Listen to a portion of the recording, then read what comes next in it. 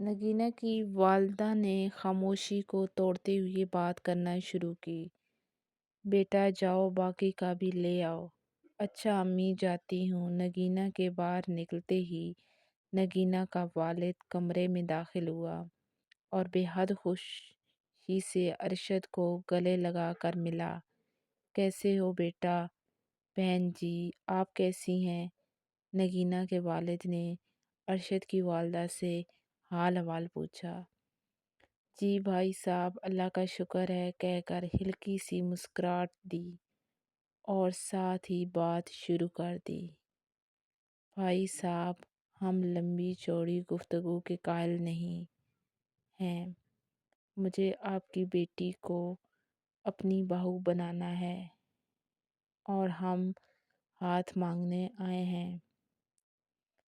मुझे आपकी बेटी पसंद है। ज़ायदा ना चाहते हुए भी बेटे की ज़िद और खुद ही मजबूरी की वजह से आमादा हुई थी। ज़ायदा का मानना था कि अगर बहू आ गई तो अरशद मुझसे मज़ीद दूर हो जाएगा।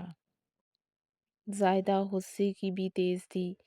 ये बात सुनकर नगीना के वालिदैन एक दूसरे की तरफ देखने लगे और कुछ लम्हा खामोशी के बाद नगीना की वालिदा ने जवाब देना शुरू किया।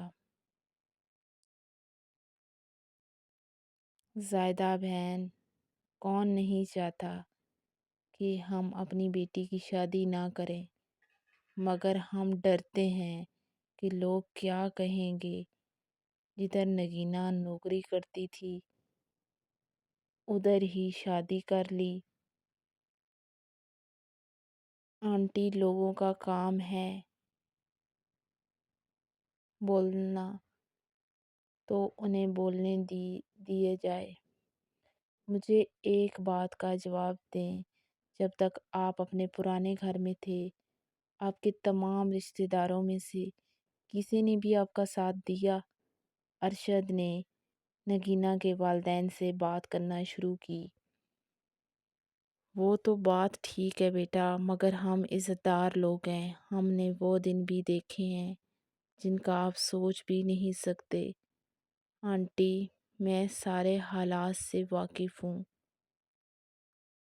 आप छोड़ दें बाकी। ज़ायदा अरे बाजी आप खा मखा परेशान हो रही हैं। हम सेट कर लेंगे, आप बस हाँ करें। हमने अपनी बेटी से भी उसकी मर्ज़ी जाननी है, तभी तो जवाब दे पाएंगे। अब नगीना के वालिदैन कदरे फ़िक्रमंद हो चुके थे। अच्छा अब इजाज़त दें, मुझे किसी काम के सिलसिले में जाना है। बेटा शाम का खाना खा कर जाना ना, नगीना के वालिद आए हुए मेहमानों से कह रहे थे। क्यों नहीं अंकल, फिर कभी चक्कर लगाएंगे और अगली दफ़ा मिठाई का डिब्बा भी लाएंगे। तमाम अफराद उस वक्त खुश थे। ये सब बातें नगीना दरवाजे पे खड़ी कान लगाकर सुन रही थी।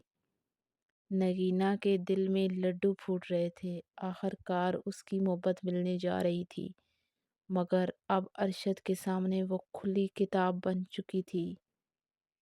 नगीना इस हवाले से थोड़ा परेशान थी। जैसे कि अरशद और ज़ैदा बाहर निकले नगीना एक साइड पे हो गई। नगीना अपने कमरे में आराम करने की नीयत से गई।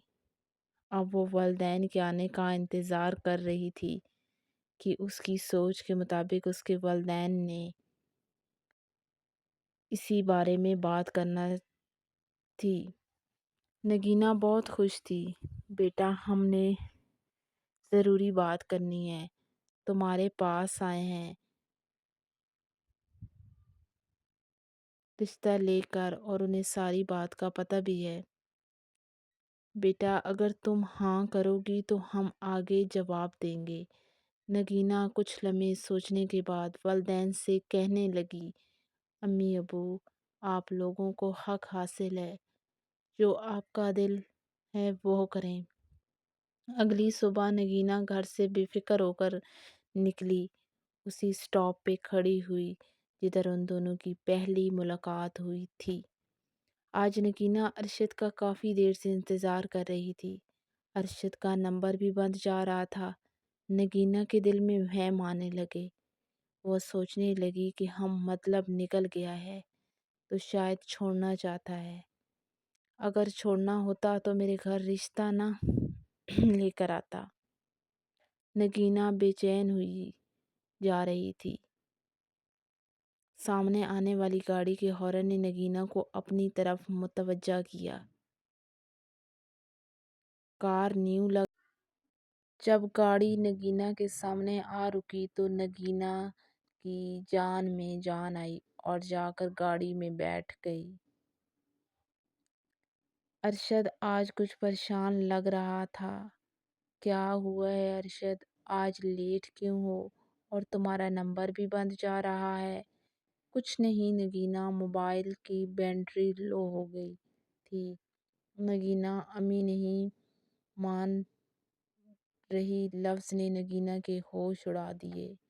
جو بھی تمہارے اور میرے درمیان ہوا اس کے لیے شرمندہ ہوں۔ نگینہ کی طبیعت خراب ہونے لگی اور چکر آنے لگے اور بے ہوش ہو گئی۔